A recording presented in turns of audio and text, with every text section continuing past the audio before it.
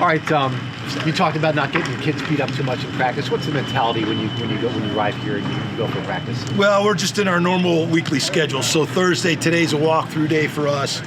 And then tomorrow we go for an hour, but it's up tempo. It's a fast Friday. So, I mean, we're trying to keep things as normal as possible as far as our routine's concerned for game day. And we're just great to be here in this weather and being on grass and getting ready to play a bowl game. We're doing a story on Jordan. He could get a little bit more playing time with some of the transfer portal action going on. What does he bring to the team? And what can you tell me about him? Jordan Ross, you're talking about? Yeah, Jordan. Yeah, he's a talented young freshman, and he'll get his opportunities. He's done a really nice job every time he's played, and his role will be a lot bigger for Saturday. So we're excited. He's one of our guys of the future, and he's like a lot of the great players we've had from LA.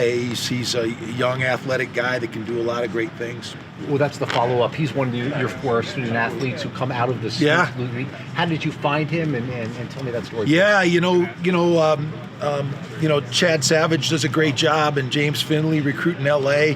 They used to work with Eric Scott, who works with the Snoop League and was a former coach of mine. But we love LA kids. We believe in the kids that grow up in the city, and they're tough and they're athletic, and we're thankful for the Snoop League. The Snoop League has saved a lot of kids from street violence in the city of LA, and we've been the beneficiary getting a lot of those kids. They've been great players for us, and we call him J2. Jordan Ross is a really good player.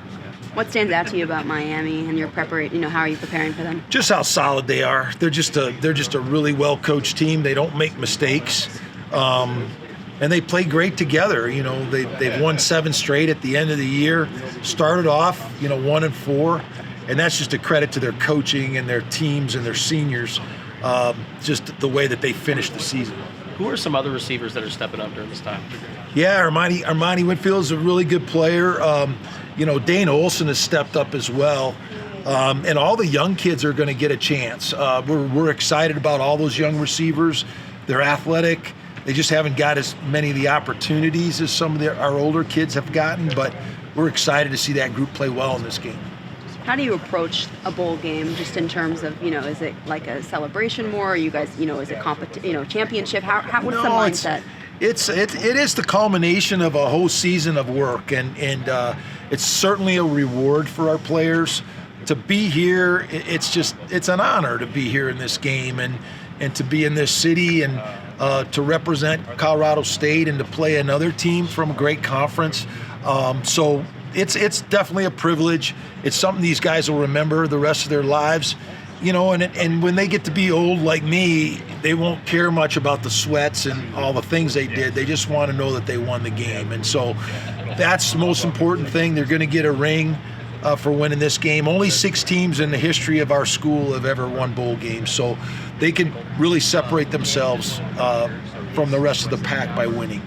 So kind of a unique situation. I'm not sure if you're familiar, but on Saturday, not only are you playing, but so is CU and the Broncos all on the same day, all the Denver area teams. Your thoughts on being part of that, and is that something you were aware of and just being a part of that? Yeah, no, I thought CU played Friday, but this weekend, yeah, hey, all the teams in Colorado are playing well. We're having good seasons, us, CU, and the Broncos. A lot of pride in our state in football. And this is a good year to stick your chest out a little bit. And so we want to definitely finish with a win. Winning is so important in your last game, and to get springboarded into next season will be huge for us. Coach, I have one surrogate question for the AP. You talk about the NIL component and all the guys getting a little NIL to come to the bowl. Absolutely. I think it's fantastic. I love the fact that the Arizona Bowl is unique and tries new things, and obviously having Snoop here is unique. But the NIL component it's the future. It's what football has become now.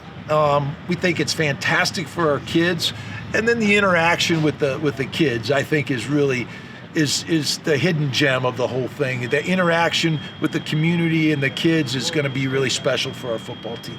What's the tradition behind the shirt? Well, this is my work shirt. I've been, ever since I've been a head coach for 8 years, I wear this shirt every day. I actually have had a couple of new ones, but it's just a reminder that we're going to work. We're a blue-collar program. We roll our sleeves up and go to work every day, so it's just a reminder of what practice is all about. So what's your, for Colorado State to win on Saturday, what do you guys need to do? We got to beat this team. I mean, they're not going to give us the game. I just told our players, this is a team that doesn't turn the ball over. They don't make penalties. They don't give up a lot of explosive plays. And I told them if they're waiting on them to give us the game, we're going to still be waiting when we get on that plane to go home. So we got to go win the game. We got to execute. We got to play harder than they do. And we got to make the plays that are going to help us win. Outside of recruiting players from his league, do you have any other connections to Snoop Dogg? No, I don't personally. Eric Scott and our kids, I got a lot of kids that call him Uncle Snoop because he's been in the neighborhood. And I have never met Snoop. I know a lot of people that know him. Eugene Henley and a lot of people that work with him I know. But no, I'm looking forward to it. I hope I get to meet him. And I just want to thank him for what he's done for the kids in the community in LA, and it's affected people's lives all over the country.